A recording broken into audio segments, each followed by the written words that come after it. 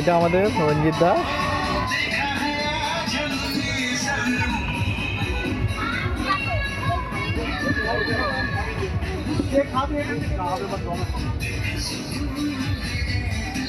এটা আমাদের ঘোষদা, আমাদের দেবুদা। এটা আমাদের রাঁধুনি তোমার দা। হাই, কি রান্না করছো আপনি? এখন মটন বিরিয়ানি হচ্ছে, চিকেন চাপ হচ্ছে ওইদিকে।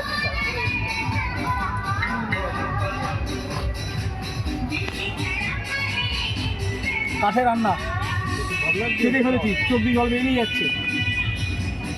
আমাদের সঞ্জয়দা সব বউদের সামলাচ্ছে। বাবা টক তো রে, টকই খেয়ে নিচ্ছে।